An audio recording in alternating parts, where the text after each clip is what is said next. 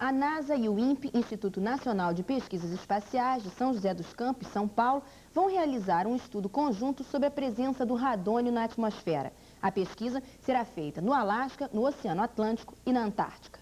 O radônio é um elemento resultante das transformações naturais do urânio. O processo é o seguinte: as pequenas concentrações de urânio em rochas e na própria Terra vão perdendo a radioatividade através do tempo. Essas emissões geram novos elementos na atmosfera, como o radônio.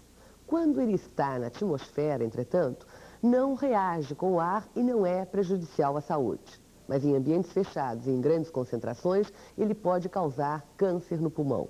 Daí, a necessidade de acompanhar os níveis de radônio no ar. A Secretaria Estadual de Ciência e Tecnologia do Rio, a PUC e a Cobra estão unidas em um projeto para facilitar o acesso aos computadores para estudantes das cidades do interior do estado.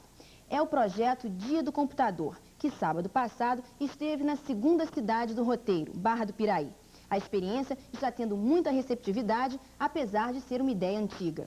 A PUC desenvolveu o projeto Dia do Computador há quase 20 anos atrás, nos anos 68, 69, quando nós levávamos estudantes das escolas da cidade do Rio de Janeiro para visitar o nosso centro de computação e tínhamos um programa educativo em informática que durava um dia, quer dizer, planejado para desmistificar o computador e motivar os estudantes para a área de informática em um dia de trabalho, em um dia de aulas, sobretudo um dia de aulas práticas. Isso era uma tecnologia de 20 anos atrás.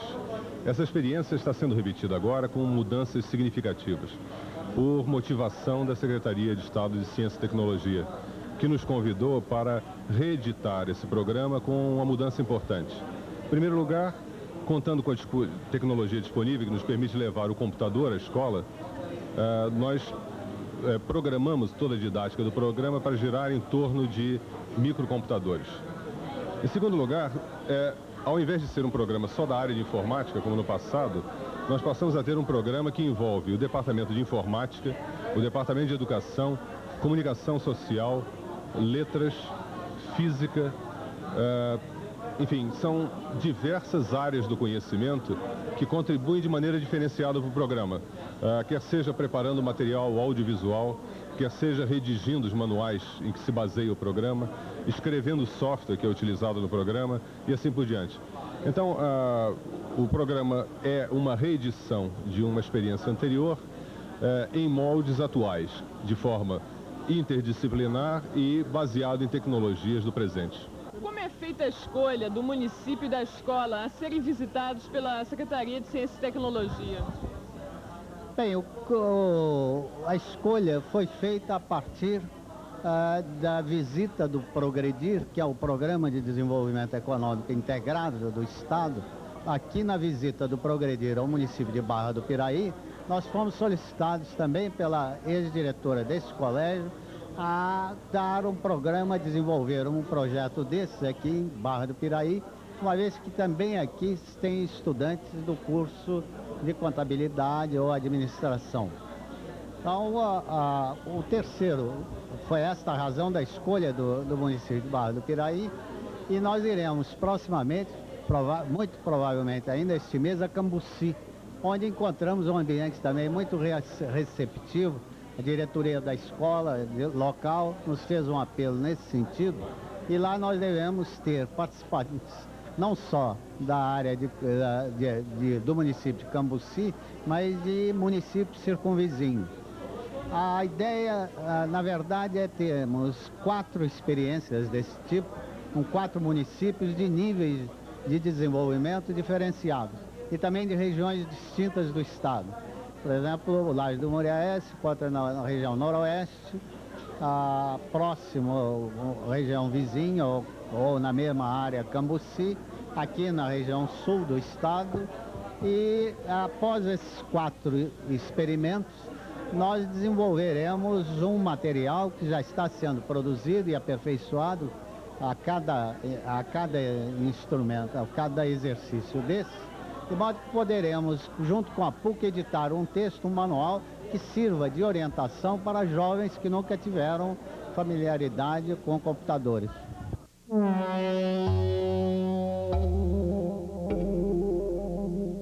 O Ciência às 6h30 no Rio apresenta um tema ecológico, encostas e meio ambiente, com Oswaldo Nazaré, do Instituto dos Arquitetos do Brasil. Sempre às terças, no auditório Murilo Miranda, que fica no prédio do Teatro Glauci Rocha. Em Florianópolis, o Ciência às 6h30 é na quarta. O professor Ângelo Machado, da Universidade Federal de Minas, desvenda as expedições científicas. O local é o auditório do Centro Socioeconômico. Quinta-feira, em Campos, o Ciência às 8 é com a professora Ildeu de Castro, da Universidade Federal do Rio. O assunto é a ciência moderna no Brasil. Vai ser no auditório da Escola Técnica Federal de Campos. Já o Ciência às 6h30 em Porto Alegre focaliza o jornalismo científico Caminhos da Divulgação. Ivo Stiger, do jornal Zero Hora, coordena. Vai ser na quinta-feira, no auditório da Faculdade de Ciências Econômicas.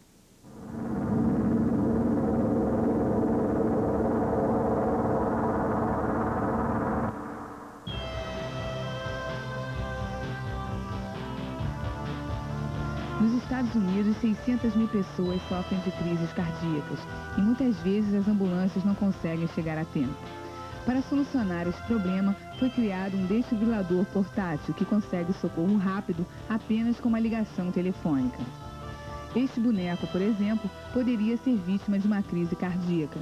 Se a respiração não for restaurada dentro de minutos, o indivíduo pode sofrer lesão irreparável do cérebro. Nesse caso, este novo aparelho portátil numa maleta pode ajudar. O desfibrilador transtelefônico permite que o paciente seja ligado com o hospital pela linha telefônica. O médico consulta os dados do paciente, monitora as batidas do coração e, se necessário, envia um choque elétrico para fazê-las voltar ao ritmo normal. O aparelho é fácil de se usar. Quando há crise cardíaca, a vítima ou um amigo liga a maleta a uma tomada telefônica. Um dispositivo na unidade disca automaticamente o setor cardíaco do hospital. Os eletrodos são ligados no peito da vítima para que os médicos façam um eletrocardiograma. Se for constatado ritmo alterado, o operador do hospital envia um sinal ao desfibrilador para dar um choque, tentando normalizar as batidas do coração. A grande descoberta foi a metodologia usada para formular o diagnóstico, enviar um sinal para carregar e disparar o desfibrilador por controle remoto em menos de 2 minutos. Isto é sem dúvida uma grande vantagem, porque além de tornar o desfibrilador mais preciso, alivia a pessoa que assiste e desconhece a medicina. Pesquisadores da Fundação Centro de Pesquisa e Desenvolvimento da Indústria Química da Universidade Federal do Ceará conseguiram sintetizar a warfarina, medicamento anticoagulante usado em cirurgias cardíacas e doenças circulatórias. A warfarina existente no mercado brasileiro é importada, o que realça ainda mais a importância da iniciativa dos pesquisadores cearenses que conseguiram sintetizar a warfarina através do composto químico fenol. Eles ainda vão testar a produção do medicamento em maior escala, mas mesmo assim já é um passo à frente, principalmente para os milhares e milhares de portadores de doenças cardiovasculares.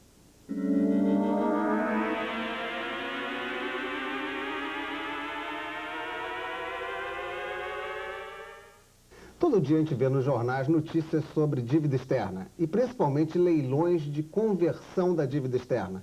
Certamente é difícil entender isso em detalhes. Por isso que a gente trouxe aqui o Tito Riff, que é o presidente do Conselho Regional de Economistas. Tito, dá para explicar de maneira fácil o que é a conversão de dívida externa? Olha, eu vou tentar explicar de maneira acessível, de modo que todos possam entender. Na verdade, a conversão da dívida é uma conversão de um título de crédito que os credores internacionais têm com relação ao Brasil, essa conversão desse título de crédito em investimento direto no país. Vamos supor, André, que você seja um banqueiro internacional que tenha um título de crédito sobre o Brasil e que você não tem interesse, não é, como instituição, em investir no Brasil. Você pode procurar uma indústria, uma grande empresa multinacional ou um outro banco que queira investir no Brasil, e você vende o seu título de crédito que você tem em relação ao Brasil para que esse banco, então, venha aqui converter esse título de crédito em investimento direto. É evidente que no mercado internacional, esse título de crédito da dívida brasileira tem o que nós chamamos de deságio, ou seja, ele tem um valor nominal, um valor de face, que não representa o seu valor de mercado, que é superior ao seu valor de mercado.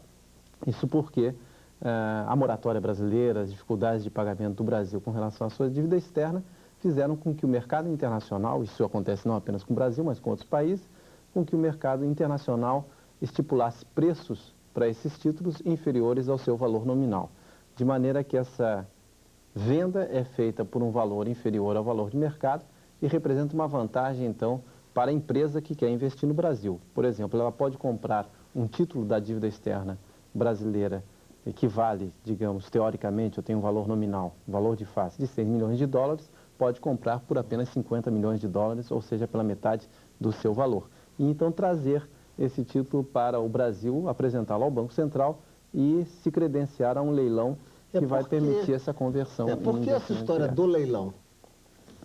O leilão existe exatamente porque o volume de interessados em fazer essa conversão, os valores, são superiores aos valores e aos volumes autorizados pelo governo brasileiro. Portanto, há uma oferta de conversão maior do que a demanda por parte do Brasil. De modo que, então, tem que haver um leilão, uma espécie de leilão, que permita ao Brasil selecionar a oferta mais interessante para essa conversão. O governo brasileiro limitou essa conversão a valores de 150 milhões de dólares por mês. Essa oferta, no caso, seria um novo deságio. No caso, quem pede menos cruzados por aquele valor que tem em dólar, por aquele direito que tem em dólar. Exato. Uma vez trazido o título para o Brasil, o que interessa ao governo brasileiro, interessa ao país de uma maneira geral, é que esse título seja cancelado ou eliminado do nosso passivo, como dívida, pelo menor valor possível em cruzados. Então, o leilão é feito exatamente para que se selecione a oferta que representa o menor deságio, ou seja, representa o maior deságio, ou seja, o menor valor em cruzados com relação àquele título. Existe uma crítica, claro, a esse processo. Esse procedimento não daria risco, por exemplo, de desnacionalizar as empresas brasileiras? Não haveriam riscos colaterais nessa medida? Olha, não de forma direta, porque, na verdade, o governo brasileiro, o Banco Central, adotou um procedimento mais ou menos rigoroso com relação a esse processo de conversão. Há um dispositivo legal que impede que esse processo de conversão seja utilizado para controlar acionariamente empresas brasileiras, para exercer um controle majoritário. Portanto, há um limite, né, dentro do controle acionário para esse tipo de conversão. Mas é evidente que, de forma indireta, isto pode enfraquecer a empresa nacional no que diz respeito à concorrência com empresas estrangeiras, na medida em que grandes empresas multinacionais já instaladas no Brasil podem fazer essa conversão, já tem maioria de controle acionário estrangeiro, podem fazer essa conversão em benefício próprio, se fortalecer, ganhar novos recursos para competir no mercado internacional, no mercado interno com empresas brasileiras. Indiretamente, evidentemente, pode levar esse processo. Diretamente, o governo restringiu essa operação de desnacionalização. São 150 milhões por mês, num total de uma dívida que já, segundo alguns 140, que seja entre 120 e 140 bilhões. 1% ao ano. Isso pesa de que maneira? Quer dizer, de que maneira isso realmente reduz a dívida externa brasileira? Essa é outra questão que tem que ser devidamente avaliada. Não se pode dar a impressão de que este processo vai levar a um pagamento indolor da dívida externa que monta quase 140 bilhões de dólares. Na verdade, os valores que estão sendo convertidos são de apenas 150 milhões de dólares por mês, o que monta a 1 bilhão e 800 milhões de dólares por ano. Como você lembrou bem, é um pouco mais de 1% do valor total da dívida a cada ano. É evidente que isso nem reduz a dívida na sua totalidade, porque os juros que nós pagamos a cada ano, e uma parcela, inclusive, vem sendo capitalizada nesses últimos 2 anos, fazem aumentar mais ainda a dívida, nem representa, evidentemente, uma possibilidade de desafogo futuro com relação ao pagamento dos serviços. É apenas uma forma de injetar recursos na economia, de certa forma, que são recursos encruzados, financiados pelo Banco Central, e reforçar o capital de giro e as condições financeiras de algumas empresas brasileiras ou empresas internacionais que necessitam de aporte de capital. A vantagem teórica para o país, num caso destes, é de, em primeiro lugar, poder pagar uma parcela da dívida em cruzados, sem emissão sem perda de dólares ou de divisas. Em segundo lugar, poder, de certa forma, fazer uma conversão de capital de empréstimo em capital de risco e investimento direto, que teoricamente pode ser reinvestido no país à medida que gera lucros e na medida que haja interesse nessa reinversão. E, em terceiro lugar, fazer o pagamento da dívida com um certo deságio, ou seja, com aquele desconto que o título tem no mercado internacional e que acaba se refletindo aqui no leilão interno. Agora, na verdade, é cruzados feitos pelo Brasil, portanto, é dinheiro que o governo é que tem que dar. Isso não altera algum equilíbrio interno, inflação, como é que fica isso em termos de mercado interno? Esse é um dos maiores inconvenientes desse processo de conversão e é por isso que o governo brasileiro limitou essa conversão ao valor de 150 milhões de dólares por mês. Porque, na verdade, o governo precisa emitir cruzados para pagar a conversão ou lançar títulos da dívida pública para obter recursos em cruzados para fazer a conversão. E é evidente que isso ou acelera a inflação, com a emissão de moeda, ou eleva a taxa de juros. E ao elevar a taxa de juros, evidentemente penaliza pequenas e médias empresas nacionais que não têm acesso ao mecanismo da conversão ou ao mercado internacional.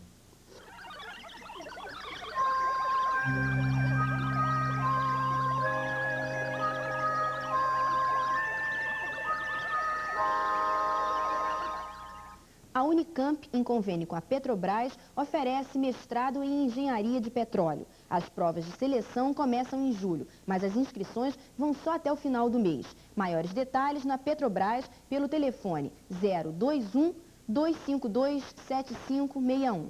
Repetindo, 021 252 7561. A Fundação de Tecnologia Industrial, ligada ao Ministério da Ciência e Tecnologia, oferece curso de pós-graduação em Engenharia de Materiais. As inscrições podem ser feitas na Faculdade de Engenharia Química de Lorena, em São Paulo. O telefone para contato é 0125 523922. Repetindo, 0125 523922. Uma equipe de cientistas do Museu de Ciências da PUC do Rio Grande do Sul encontrou fragmentos de cerâmica guarani com motivos amazônicos nas margens do rio Uruguai. A descoberta de 23 sítios arqueológicos na área foi feita através de um levantamento da flora, fauna e da cultura local. A pesquisa, que reuniu arqueólogos, geólogos, geógrafos e inúmeros outros cientistas, foi encomendada pela Eletrosul com o objetivo de conhecer a região que depois será alagada pela hidrelétrica de Guarabi. O resgate das peças da cultura indígena permite comprovar a tese de que os índios guaranis migraram da Amazônia para a região sul. Além de representar um avanço para o conhecimento da cultura guarani, a descoberta demonstra uma preocupação saudável em preservar as áreas arqueológicas que serão alagadas, o que não aconteceu de forma cuidadosa na hidrelétrica de Itaipu. Há indícios, de acordo com os arqueólogos, que alguns dos 900 sítios arqueológicos sobre a cultura guarani existentes no país foram inundados por Itaipu. Uma perda inestimável. Uma perda que nunca mais deveria se repetir.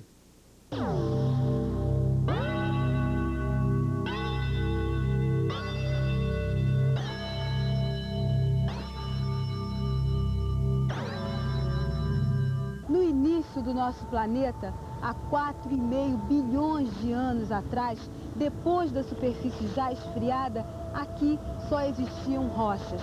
A Terra vivia então o período que muito mais tarde seria chamado pelos estudiosos de Era Arqueozoica. Ainda nesta era surgem as primeiras formas de vida, vegetais unicelulares. E o interessante é notar que a partir do momento que existe vida, essa vida interfere no meio ambiente. Estes vegetais introduzem oxigênio na atmosfera, o que muito mais tarde irá possibilitar a vida dos animais. Mas isso só vai acontecer milhões e milhões e milhões de anos depois. Então vamos seguir o curso normal da história até o aparecimento dos dinossauros, estes animais que dominaram o nosso mundo. Durante a era arqueozoica, os vegetais unicelulares se reproduziam dividindo-se ao meio. Passando a era proterozoica, que teve início há 1 milhão de anos, as células então começam a se unir, permutar seus conteúdos, criando uma terceira célula, o que permite então a variedade de formas de vida. 400 milhões de anos depois, começa a era paleozoica, quando acontece a explosão da vida de animais pluricelulares na superfície da Terra. Nesse tempo, as formas de vida estavam todas no mar. No decorrer da era paleozoica, mais precisamente no período devoniano, surgem os anfíbios, os primeiros vertebrados terrestres. Eles saem do mar, no entanto, ainda precisam da água para colocar seus ovos. A passagem definitiva para a Terra irá acontecer na era mesozoica, datada de 65 milhões de anos atrás. Surgem então os grandes répteis, que botam ovos na própria Terra.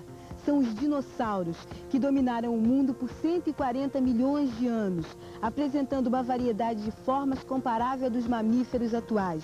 Podiam ter o tamanho de um frango ou até 30 metros e 80 toneladas. Professor, o que representou na história da Terra o aparecimento dos dinossauros? Os dinossauros são répteis que, durante o Mesozoico, ocuparam todos os nichos ecológicos possíveis. Eles se distribuíram por todos os continentes e conseguiram ser os animais vertebrados mais importantes no globo. Como é que viviam esses dinossauros? Os dinossauros eram principalmente animais terrestres, mas eles viviam também nos lagos, rios, e parece que existem algumas formas, inclusive, que ensaiaram a vida marinha. Eram animais que eram herbívoros e outras formas eram formas carnívoras. E muitos dos carnívoros se alimentavam dos próprios dinossauros herbívoros. Eram animais que punham ovos e alguns deles, inclusive, que ensaiaram o voo. Tudo isso é possível saber através dos fósseis que ficaram dos dinossauros? Os fósseis são o único registro da existência de vida desses animais. O professor Paulo Brito é paleontólogo e realiza trabalhos de preparação de fósseis. Como é que é feito esse trabalho, professor? Bom, basicamente de duas maneiras, tá? Existe a maneira tradicional, que é a maneira mecânica, ou seja, em que se trabalha o fóssil, tá? Mecanicamente, se desgastando a matriz, né, que geralmente é de calcário, através de ferramentas, tá? No caso, por exemplo, seria com o uso de um estilete, um martelo, ou mesmo de preparação mecânica elétrica, como um motor de dentista ou alguma coisa de fricção. E a preparação química como é? Consiste em se trabalhar a matriz calcária com 3 tipos de ácido diferentes, numa porcentagem muito pequena, de 10%. Seria o ácido clorídrico, ou o ácido acético, ou o fórmico. Quais são os fósseis, professor, que o senhor destaca dentro da coleção do DNPM? Aqui nessa coleção de vertebrados, os principais fósseis são os dinossauros. Mas existem também, além desses, os crocodilianos, as tartarugas e mamíferos e muitas outras formas. Por exemplo, aqui na minha frente temos um fóssil que está sendo preparado, que é a cabeça de um réptil, um crocodiliano, que tem o nome de Baurossucos. Ele está sendo, no momento, preparado. Aqui eu tenho um réptil do Triássico do Rio Grande do Sul, em que é um réptil que deu origem aos mamíferos, é um cinodonte. Essa é uma peça rara, né, professor? Essa é uma peça rara e um trabalho de preparação muito bom. E aqui na parte palatal, na parte do céu da boca, permite ver a posição dos dentes, tanto dos dentes molares como dos dentes anteriores.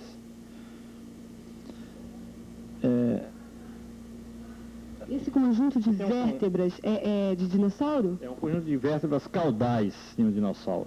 Aí estão as vértebras números 16, 17, 18 e 19 da cauda de um dinossauro, da parte já final da cauda. Esse também foi um trabalho de recuperação bastante precioso, né? É uma cauda que foi encontrada quase completa. Quantos anos mais ou menos tem essa... Esse dinossauro da formação Bauru, de Uberaba, tem cerca de 80 milhões de anos. Esses fósseis aqui são pelvis de dinossauros, professor? Você tem 2 pelvis de dinossauros, um incompleto e esse aqui praticamente completo. É que permite identificar esses dinossauros como titanossauros. Ambos as pelvis são de titanossauros? Ambos são de titanossauros. Esse é um dinossauro de grande porte, né? É um dinossauro que tinha cerca de uns 12 metros de comprimento, do focinho à ponta da cauda. E aqui eles estão um pouco diferentes, porque esse está na posição inversa e esse está na posição que estava no animal, né? Na posição correta. Quer dizer, parte de cabeça para cima e de cabeça para baixo. O que a gente vê lá é o quê? Uma cabeça de um dinossauro? Não, ali é uma cabeça de um crocodilídeo. De um crocodilídeo do tipo gavial, em que tinha o focinho afilado. Pegamos mais para perto para ver que aqui estão o lugar onde estavam as órbitas, aqui as 2 aberturas temporais, os 2 pares de abertura. Aqui a gente pode ver os dentes ainda conservados, a posição dos dentes. E aqui no final está a saída da narina externa, né? Quer dizer, uma cabeça de um gavial, a gente pode chamar assim, de um crocodiliano do tipo gavial, que foi encontrado no estado do Acre. O trabalho paleontológico ele é feito basicamente visando a anatomia ou o fóssil sob um ponto de vista geológico, né? A estratigrafia, quer dizer, a posição... Mas com esse fóssil, da maneira como está, você pode analisar o comportamento dele, hábitos... Você consegue alguma coisa? Não. Geralmente, para você analisar comportamento, hábito, você, não esse aqui especificamente, mas você vê uma série de fatores, tá? Por exemplo, dentição. A dentição te diz o tipo de alimento que o animal tinha, né? O tipo de alimentação. As posições de nadadeira te dizem, por exemplo, se o animal era um bom nadador ou não.